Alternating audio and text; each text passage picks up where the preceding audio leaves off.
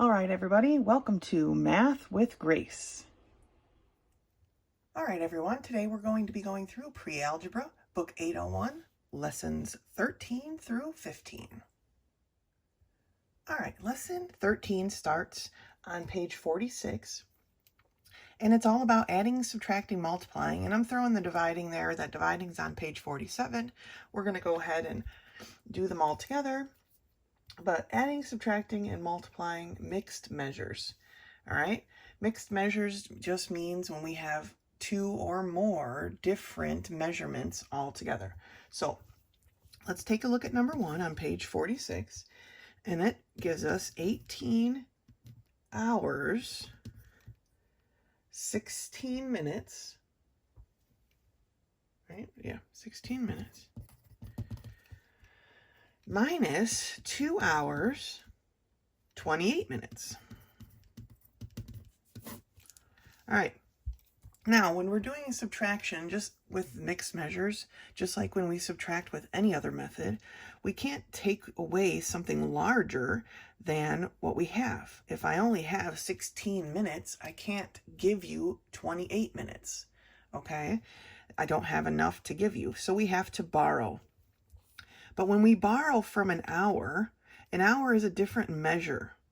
So even though we're going to borrow 1 hour, we have to remember that 1 hour is 60 minutes. Okay, we have to make that conversion. So we're not just adding 1 to this. We can't just put a 1 in front of our 16. We have to add 60 to our 16 to give us 76. Okay, so we borrowed 1 hour, which was 60 minutes. So now instead of 16 minutes, we have 76 minutes, right? We added that 60 minutes to our 16. Now we can subtract without any errors, right? We're going to borrow from our 7 to make this a 16, right? Because we can't take 8 from 6, but we can now take 16 minus 8 is 8. 6 minus 2 is 4, and so we've got 48 minutes. 7 minus 2 is 5, the 1 just comes down, and we've got 15 hours. So our answer is 15 hours, 48 minutes. When we look at part B of number 1, we're doing a multiplication problem now, and when we multiply mixed measures, we need to multiply all the way through and then go back and reduce it, because sometimes we'll go over our conversion. Remember that 1 pound equals 16 ounces. So every time we go over 16 ounces, we have a pound. We need to take that pound and put it on the pound side, okay, to reduce our number of ounces. So, but first thing we have to do is multiply through. 9 times 6 is 54 ounces. Again, we're over 16 by quite a bit. So we're going to be taking some pounds out of there, right? Then 9 times 4 is 36 pounds, okay? Now is when we get to our conversion part. And to convert, we have to figure out how many 16s are in 54, okay? There are about 3, right? 3 times 6 is 18. 3 times 3 is 3. Or 3 times 1 is 3, plus 1 is 4, okay? And so then when we do our subtraction here, we get 6. 6 is our remainder, meaning we still have 6 ounces left, okay? So I like to put it like this. I cross out my 54. I'm going to write my 6 ounces here, and then I'm going to plus my 3 extra pounds, right? Because there's 3 16s in here, then that means there's 3 pounds in there. So we're going to have to add our 3 pounds to our pound sign, and we write down our leftover ounces there. 39 pounds. So the answer is 39 pounds, 6 ounces. Okay, we have to convert that back out. It's basically like reducing when we have a fraction or something. Part C of number 1 is adding. We're just going to add up all of our inches. That's what these 2 check marks mean. 1 check mark means feet. Okay, so 8 plus 10 is 18. 18 plus 5 is 23. 23 plus 9 is 34. Okay, so that gives us 34 inches. Oh, I lied. That's wrong. Not 34. Sorry. 32. All right. 32 inches. Okay, now we add up our feet. 2 plus 5 is 7. 7 plus 6 is 13. 13 plus 3 is 16 feet. Okay, so here's where we're at right now. But we need to remember that 1 foot equals 12 inches, right? So we know that we're over our foot here. We've got some feet mixed into these inches because it's 32. So how many 12s are in 32? Well, there are 2, right? Because 2 times 2 is 4. 2 times 1 is 2. Okay, that leaves us with 8 extra inches. Okay, when we do our division, when we find our remainder, that's how many inches we have left. And this is how many feet we now have. So we need to add our extra 2 feet over here and write down our 8 inches there. Okay, 16 plus 2 is 18. So our answer for that one is 18 feet, 8 inches. All right, let's take a look at number 2. Number 2 gets us going with a multiplication problem. 2a reads 2 feet, 10 inches times 8. Okay, if you had a 2 foot, 10 inch board, but you had 8 of them, how many feet and inches would you have altogether, right? That's what they're trying to figure out. Just like before, when we multiply, we need to multiply by each part completely through and then reduce. 8 times 10 is 80. 8 times 2 is 16. Okay, let's not forget our units of measure. Now, because we know that 1 foot equals 12 inches, we know that we've got too many inches here, right? So we need to figure out how many 12s are in 80. And like I said, if you need to use your calculator, there's no problem with that. Just make sure you find your remainder because that's important, okay? So there are 6 12s in 80. 6 times 2 is, goodness gracious, 12. You carry your 1 here. 6 times 1 is 6 plus 1 is 7. Okay, 80 minus 72 is 8. All right, so our remainder is 8 inches. Our number of feet we need to add to our feet is 6. 16 plus 6 is 22 feet. So our answer becomes 22 feet, 8 inches. Okay, that's how long our boards stretch out to be.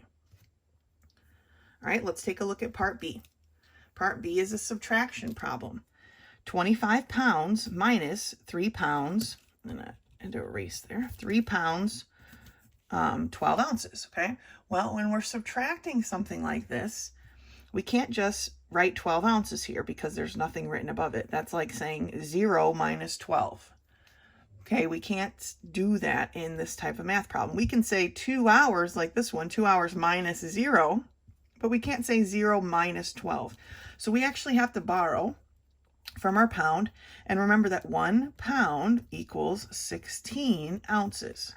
All right, so we're going to borrow from our pounds. Now we have 24 pounds, and when we borrow 1 pound, that means we're borrowing 16 ounces. So this becomes 16 ounces. Now we can do our subtraction. 16 minus 12 is 4 ounces. Okay. 4 minus 3 is 1. The 2 minus 0 is 2. So the answer becomes 21 pounds, 4 ounces. Okay, remember, when we're subtracting, we have to borrow. And when we borrow, we have to convert. Okay.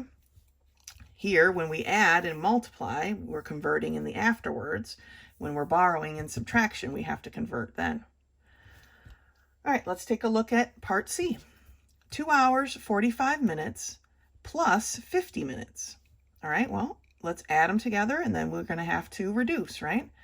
5 plus 0 is 5. 4 plus 5 is 9. Those are our minutes. and our 2 hours is being added to 0, so it just becomes 2 hours. Now, we know that 1 hour equals 60 minutes, so we need to reduce this. How many 60s are in 95? Well, there's only one, right? Because 2 60s would be 120. So we have to subtract our 60 from here, and that gives us 35 minutes, right? So we have 1 hour that we're tacking on, and we're left with 35 minutes. Okay, we add our hour up here, and that gives us 3 hours. All right, how long you're going to be waiting is 3 hours, 35 minutes. Okay, so that's the adding, subtracting, multiplying portion. Let's take a look at the division part. All right, so dividing mixed measures starts on page 47, and we're given 3 examples, so let's take a look at them. The whole point with dividing mixed measures is we have to start converting as we're dividing. This time we're not going to divide all the way through like we did with the multiplication, right? We multiplied all the way through and then we reduced, right? We added all the way through and then we reduced. We're not doing that with division. We have to stop in the middle and reduce or convert, okay? So part A, 84 feet 6 inches divided by 8. Okay, that's our problem. So the first step is, how many 8s are in 84? Well, there's 1 8 and 8, right? And then there's 0 8s in 4. So now we need to write that down. What was that? That was 88, 80 altogether. When we subtract that, so this part's just like regular division, right? When we subtract that, we get 4 feet. Okay, now here's the part where we have to change things, right? Now we need to change these over to inches and add them up here. Well, 4 feet is how many inches? We take 4 times 12, because there's 12 feet in an inch, right? Or 12 inches in a foot. 1 foot equals 12 inches. So there's 12 inches in a foot. We have to convert this over to feet because now we need to add the extra over here so we can finish our division. All right, so 4 times 12 equals 48. So we add our 48 here. Okay, 6 and 8 is 14. We carry our 1. So now we have 54 inches. 54 inches is the new number we're dividing by. So we're no longer dividing by this 6. We're now dividing by this 50, or we're being divided into this 54. So the question is now, how many 8s are in 54? Okay, that is where we're at. How many 8s are in 54? Well, there's 0 and 5, right? So we need the whole 54. And we know that there are at least 6 8s in 54. 6 8s is 48. Okay, we do our subtraction, and we get 6 as our remainder. All right, now here's a little bit different too. We need to use that remainder, and we're not just going to put an R and a 6. That's not how it works. What we do to figure out our true remainder is we take this number, which happens to be a 6, and we put it over this number, like that. Okay, this number, your remainder, over your divisor, whatever the word is, however you like to pronounce it. Okay, and our divisor is 8. Now we can reduce, because 6 and 8 have something in common, and that number can be reduced. Okay, and that number that they have in common is 2. How many 2s are in 6? 3. How many 2s are in 8? 4. Okay, so now this is our true remainder, and we're going to stick it up here. So we had 10 feet, 6 3/4 inches is our answer for part A. Okay, so when we have 84 feet, 6 inches, and we divide by 8, we end up having 10 feet, 6 3/4 inches. Okay, let's take a look at another one. I know this part here in the middle can be tricky, so let's take a look at another one. Taking a look at part B, we've got 45 hours, 0 minutes divided by 6. All right, well, we do this first part as a normal division problems. how many 6's are in 45? Okay, well, the closest we're going to get is 7, right? And 7 6's is how much? Well, 7 6's is 42. So we subtract, and that tells us we have 3 extra hours. Well, 1 hour equals 60 minutes. Okay, so we need to convert these 3 hours into minutes. 3 times 60 equals 180, and those go right up here. So now we have 180 minutes that we're adding to the 0 minutes that just happened to be there, and we're left with 180 minutes. This is our new thing that we're going to divide by. Okay, we're not using the 0 anymore. We're using this 180. So how many 6's are in 180? Well, there's 0 and 1, but there are 6's in 18, and there are 3 6's in 18, and then there are 0 6's in the 0. Okay, don't leave that one off. And so this one divides in evenly, right? So we don't have a fractional remainder. So when we take 45 hours, 0 minutes, and we divide it by 6, we get 7 hours, 30 minutes. Okay, this part here is the trickiest part of this problem. When after the first time we divide, that remainder has to be converted over to whatever our unit is in the second portion. Okay, that's what you have to remember. Let's take a look at part C. 95 pounds, 8 ounces divided by 4. So we've got 95 pounds of chocolate chips, and we're dividing them into 4 bags. Okay, I don't know, whatever. So we divide by the first part. How many 4's are in 9?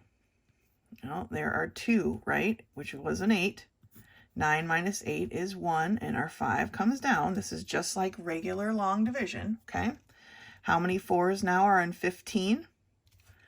Well, there's 3, right? And that's a 12. And so now we're down to 3. This is our remainder of our first part of this problem. We need to remember that for every 1 pound, we have 16 ounces. So now we need to convert. We've got 3 pounds that need converting. So we take the 3 times 16 and we add it up here. And 3 times 16 is 48. So we add our 48 up here. 8 plus 8 is 16. We carry the 1.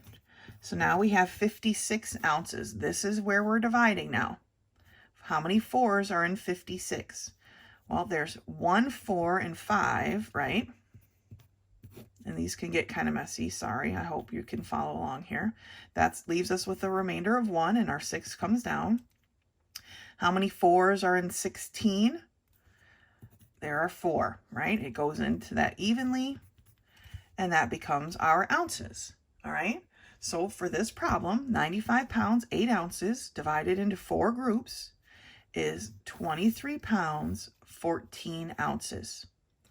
So when we divide into our first part, okay, our first unit of measure, usually the largest unit of measure is what you want to start with.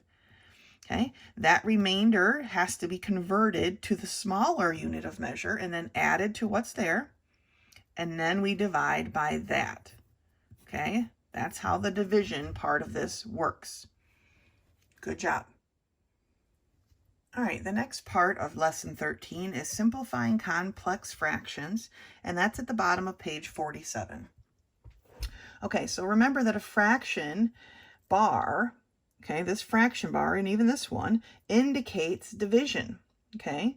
So remember to change division to multiplying by the reciprocal, because when we cannot divide, especially right here and here, we cannot divide by a fraction. It doesn't work. So when we're dividing in these cases, and this one even with a fraction in the numerator, we have to multiply by the reciprocal. And remember, the reciprocal is when we switch the numerator and the denominator. We switch them around. Basically, we flip them over the bars, okay? So here's how this setup works. It's going to look like this. 2/3 divided by 8 over 1. 8 over 1 is the same thing as 8, right? Any number over 1 is that number. So this is what it looks like. But we cannot divide this way. We cannot divide fractions like this. So we have to multiply by the reciprocal. And remember, when we're taking the reciprocal, it is only the reciprocal of the denominator or the bottom. You never, ever, ever take a reciprocal of the numerator, which is the top, okay? Only the bottom. So our 2/3 stays the same. But we want the reciprocal, but it's going to be multiplied by the reciprocal of the denominator, or 1/8. Okay, we flip it over. Now that we're at this stage, we can multiply through, which gives us 2, right? Numerator times numerator is 2. Denominator times denominator is 24.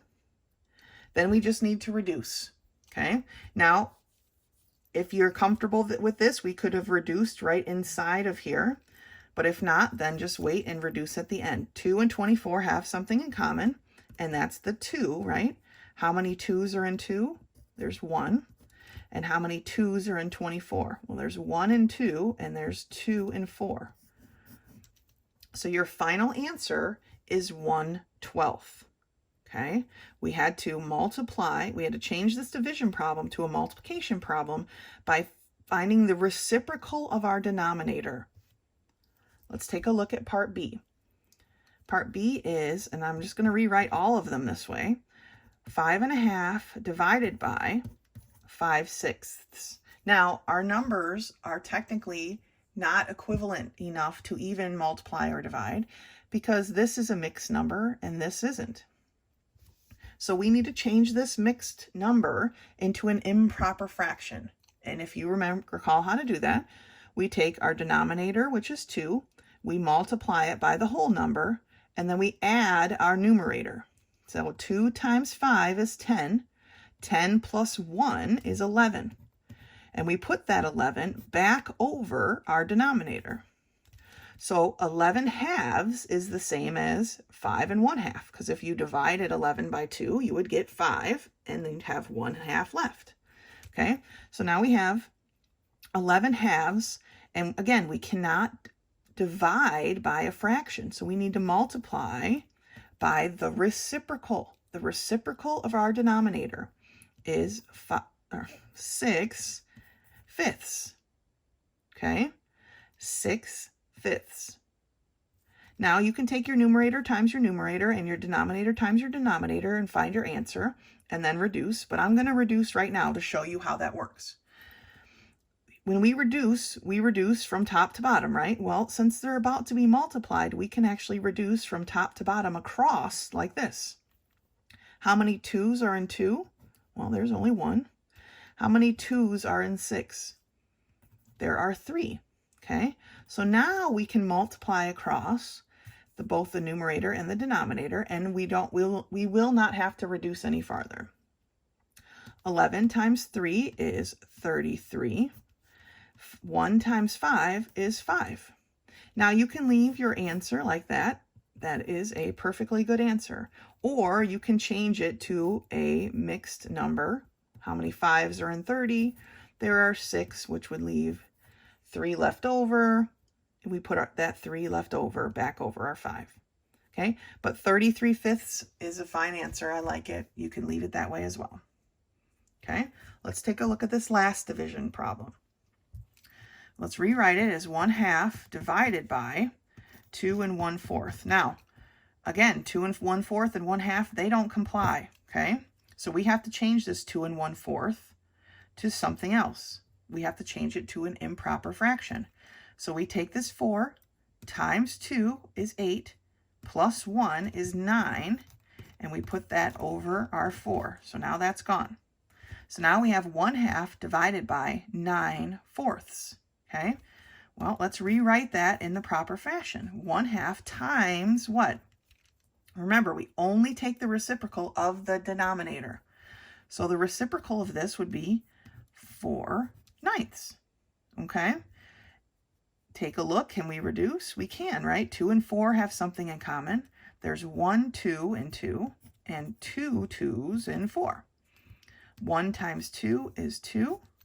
1 times 9 is 9. So our answer for part C is 2/9. Okay, remember, we have to change this division problem to a multiplication problem by multiplying by our reciprocal of the denominator. That means we turn it around. Okay, our numerator becomes our denominator, and our denominator becomes our numerator. All right, that's a reciprocal. And that's simplifying complex fractions. All right, the next part of this lesson, lesson 13, is using proportions to solve fraction problems. And we will not be doing that. And I don't mean not doing it like we're not going to do that homework, because we're still going to do the homework. But we will not be using proportions to solve these problems, because this goes and flies in the face of everything I'm going to try to teach you about solving a story problem. Okay? Yes, this can be useful. And it works, obviously. It's not like it's wrong. But the problem is when we get to story problems, it makes it confusing. So I'm just going to go ahead right now and start teaching you how to solve a story problem instead. And therefore, you'll be better off in the future, because story problems are part of life. Story problems are life, y'all. All right, so when we read a story problem, which is what this is, a sentence. It's a very small story problem, but it is a story problem. When we read it, certain words mean certain things. So I'm going to talk you through these basic meanings right now. The word what, or what number, means it's something we don't know. Okay? And when we see what and what number, we can put down a variable. We don't know what that number is. Now, you can use whatever variable you're comfortable with. They use n in this case. I'm using an x. It doesn't matter. It's just a variable. And remember, variables represent a number, an unknown number. What number? I don't know. So we put an x. Okay? The word is always represents equals. Okay? Is equals. When something is something, it is equal to that. Okay? So x is, what number is 3/8. So we can just write 3/8. And when we see this word of always means multiplication. Okay? So we can read 3/8 of 58. Okay? Now, when you solve this, you're going to get the same answer, because the way they're doing it is not wrong. It's just a different way. But we can solve, I want us to set these up like story problems. And so this is how we're going to do it. Okay? I'm not going to solve these right now. We're going to work through all the ones at the bottom of the page together. And there's quite a huge chunk. So we'll solve those. I just want to walk through the setup of these right now. Okay? So for this one, it says 24 is what fraction of 36? Here's how we walk through this story problem, this sentence. 24, remember, what does the word is mean? Is means equals. 24 is what fraction? It's a question, right? You use what when you're asking a question. We don't know. There's our variable. Of, remember, of means multiplication. And don't get that confused with my variable. Maybe that's why they use an n. Huh? I can put a dot there. Of always means multiplication. So 24 is what fraction of 36? All right. That's how this one would be set up. And then we would solve for x. Let's take a look at this one here. 15 is 3/4 of means multiplication. What number? What? I don't know. X. All right. So that's how we're going to work through these and set these up. We are not going to be using proportions. I don't like it. It's just making story problems harder. Okay. So let's take a look at the problems doing it this way. So number 5 on the bottom of page 48 reads, what is 3/5 of 85? Okay, we're going to read it like this. What, okay, that's our clue word, and I'll start using n for our variable. what is, remember the word is always means equals, 3/5 of, which means multiplication, 85. Okay, now we need to solve for n. All right, and when we solve for n, we just have to do this multiplication. Now, you could pull out your calculator and take 3 times 85 and then divide that by 5. But what we have here is basically 3/5 times 85 over 1, right?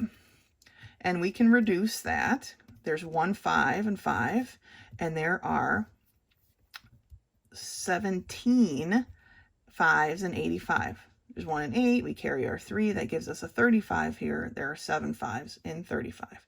So now we only have 1s at the denominator, so we can get rid of that because we know that any number over 1 is itself, so we don't need that denominator anymore. And then we can simply take 3 times 17, which gives us 51. So our what is 51. All right, let's take a look at the next one.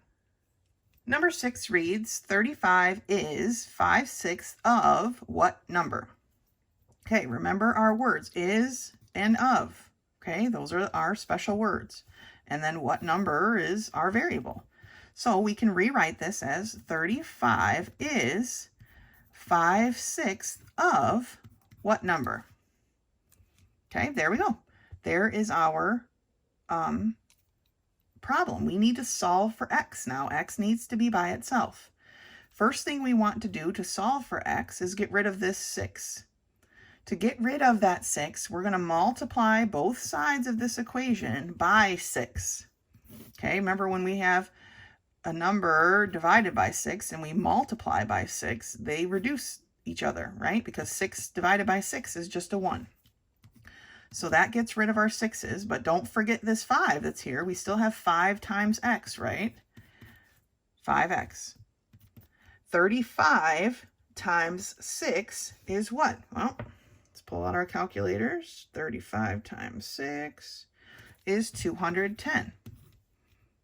Okay, so now we have 210 equals 5x. 5 is being multiplied by x. We're going to do the opposite to get rid of it. Okay, and so we divide 210 by 6, by 5, and we get 42. Okay, so the answer is 42. 35 is 5/6 of 42. All right, let's take a look at another one. Okay, so for number 7, it reads, 46 is what fraction of 460? Now, the fact that we have our what here is fine, but it tells us a secret too. What fraction? Our answer is going to be a fraction, okay? So remember your keywords, is and of. 46 is what fraction of 460? Okay, that's how we write out our problem, okay? Trust me, the proportion thing is great in other circumstances, but when we're talking about story problems, being able to understand and locate our keywords is so important, okay? So now we want n by itself. It's being multiplied, so we're going to do the opposite and divide. All right, so these cancel out, and we're left with what? Well, if you need to pull out your calculator, you can, but we can reduce this because we've got 46 and 460, right? Those are very similar numbers. So we can say that there's 1 46 and 46, and there are how many 46s and 460? Well, there's 1, and then there's a 0, so there's 10, right? So our fraction is reduced to 1/10. What fraction? 1/10. Okay, they're looking for a fraction. Your answer should be in the form of a fraction. And when we're working with a lot of this advanced math, I don't want decimals. I don't want you to divide this and give me a decimal version. That's not what we're looking for, especially when they say what fraction. All right, so that's our answer for number 7. Let's take a look at number 8. What is 2/7 of 56? Well, let's figure out. What is 2/7 of 56. Okay, so this problem is like problem 5. You could take 2 times 56 and divide it by 7 if you're working on your calculator. If you're not working with a calculator, we set it up like this. Okay, and does 7 go evenly into 56? That's what we have to determine, right? How many 7s are in 56? Okay, well, there's 1, 7, and 7, and there are 8 7s in 56. So now that that's reduced, we see that we have 1s in the denominator, so our denominator can be gone, and so that our n is equal to 2 times 8, which is 16. So 16 is 2/7 of 56. All right, let's take a look at the last 2 problems. Number 9 asks us, 66 is 3/4 of what number? Is of what number? Okay, now we could write it out as an equation. 66 is 3/4 of what number? Okay, we don't know what number. So now we need to get this n by itself so we can solve, all right? We have a division here or something in the denominator, so we want to multiply to get rid of that, right? And we have to multiply on both sides. Do not forget that. We have to keep our equation equal. What you do on one side, you do on the other. Okay, our 4's cancel. We still have our 3 being multiplied by n, so we have 3n, okay? And then we have 4 times 66. 4 times 66 is 264. Okay, now we have our 3 being multiplied by our n, so we need to do the opposite and divide. That gets rid of our 3's. 3 goes into 264 how many times? Well, let's see. Pull out our calculator. 264 divided by 3 equals 88. Okay, so 66 is 3/4 of 88. That's how that would be solved. Okay, 88 for number 9. Last one, number 10. 18 is what fraction of 144? Again, pay attention to the fact that they're saying fraction here. What fraction? Your answer will be a fraction. 18 is what fraction of 144? Okay, now we just solve for n. To solve for n, we're going to divide by 144 on both sides. Okay, this is gone. N equals 18 over 144. We have to reduce. What do 18 and 144 have in common? Through some trial and error, you'll see that actually 18 is their common denominator. Okay, so there's 1 18 and 18. And how many 18s are in 144? There are 8. So our answer in the form of a fraction, because that's what they're looking for, is 1/8. 18 is 1/8 of 144. Okay, so this is how we're going to solve these. Whenever you hear or you see, use proportions to solve the fraction problems. Do not use proportions. Okay, we are going to solve the story problem as a story problem. So as we move forward and our story problems get more complicated, we can recognize our key words and we'll be a step ahead. Great job. All right, the last part of lesson 13, and actually the last lesson of this book, because lesson 14 and 15 are all just review problems to get you ready for your test. But the last lesson here is mean, median, and mode. These may be words you've heard before. They may be words you've never heard in your life, okay? And that's fine. So let's take a look at what they mean. When we find the mean of something, it's the same as finding the average of something.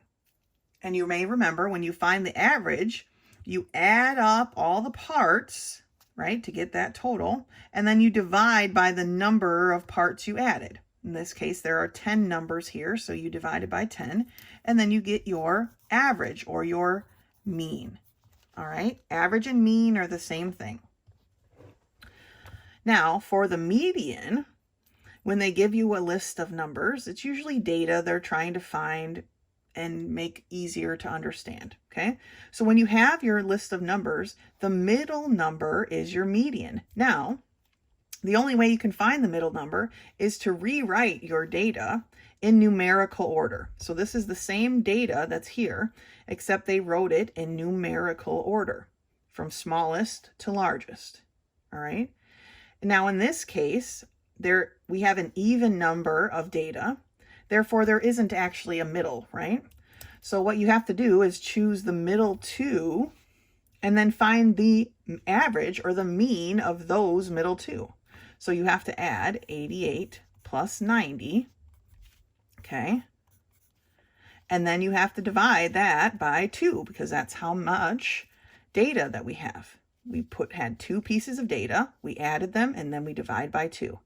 And when you do that, you get your median as 89. Now, if we had an odd number of data, then you would just choose the middle one, and that would be your median. So the median is usually pretty easy to find.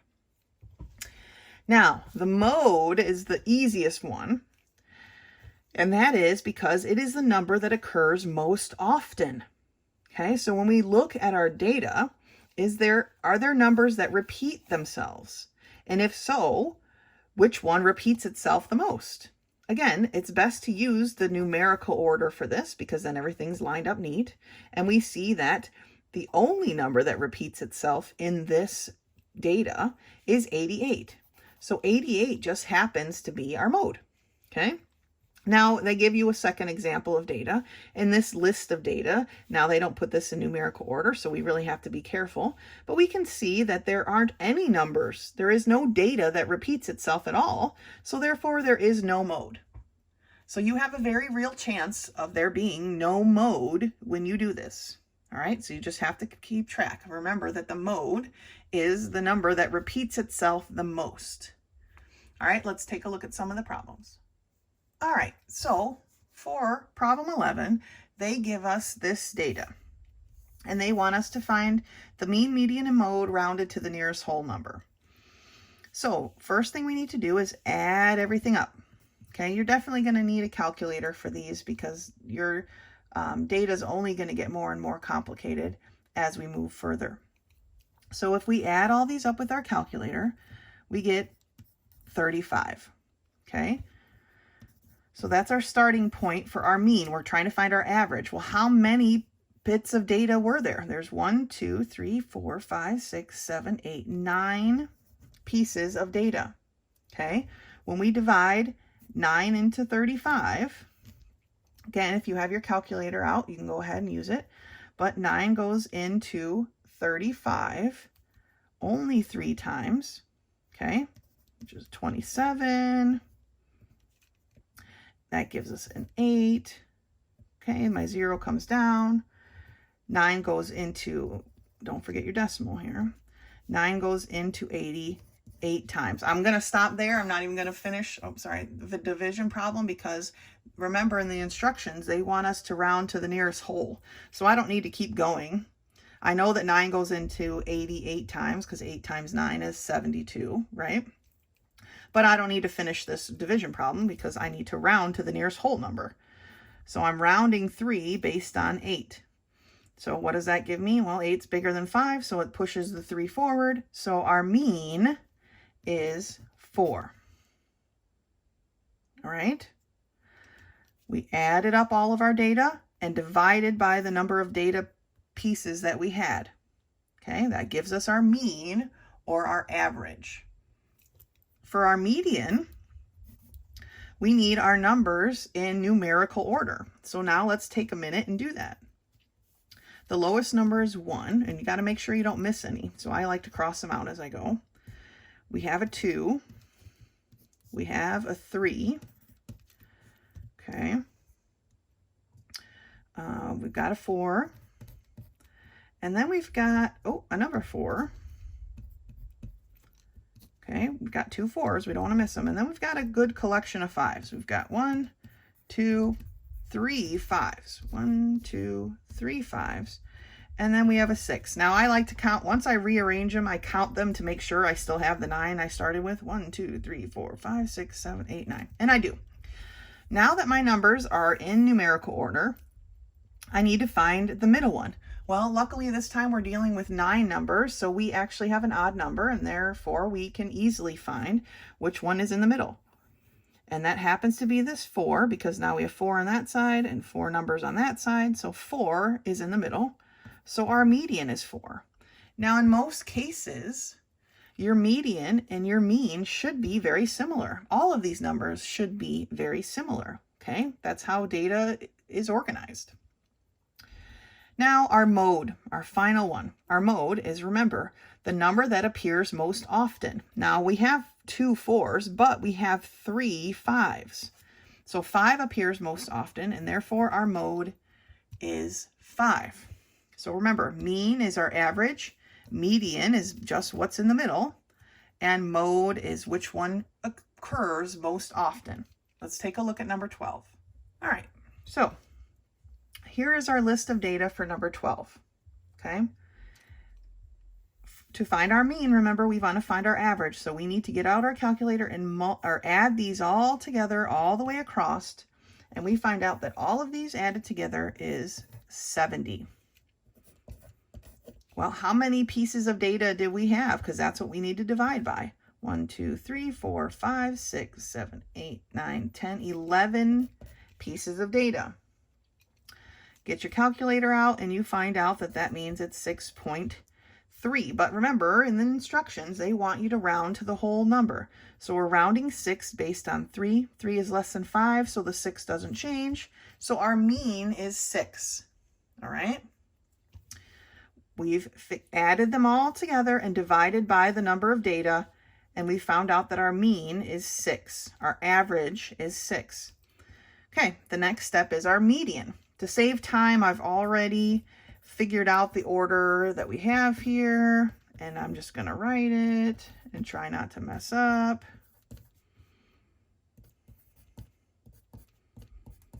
Let's make sure we have 11 pieces of data. 1, 2, 3, 4, 5, 6, 7, 8, 9, 10, 11. We do.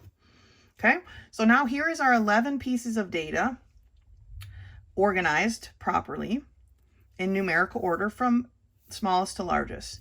To find the median, or the middle, we have to divide that in half, right? And see where the middle is. Well, when we divide 11 by 2, what do we get? You get 5, right? So we, as a whole number anyway, 5 something, but we don't want to worry about the something. But that 5 tells us there should be 5 numbers on this side and 5 numbers on that side. 1, 2, 3, 4, 5. And whatever's left is our middle, okay? When we're getting to some of these bigger numbers, that's just the easiest way to do it. So 6 is our median. It's the number in the center of our data. All right. And finally is our mode. Our mode, remember, is the number that appears most often. And looking at this data, there is no number that repeats itself. Every piece of data is equally represented. There is no repetition at all. Therefore, we have none mode, or no mode. Okay, so remember, mean is our average, adding all of our data together, dividing by the number of datas. Median is just the center number when we organize our data in numerical order from smallest to largest. And mode is the data that appears most often in our sequence. Okay, that's our mean, median, and mode, and that is our final lesson of this book. You guys have worked really hard to get through this book. I know it's been tough, but now you will be prepared to move on from here, and you're going to do a great job, okay? Do lessons 14 and 15. They're self-checks, they're review, they're getting you ready for your test, and then you'd be able to take your test, all right? Great job. Until next time.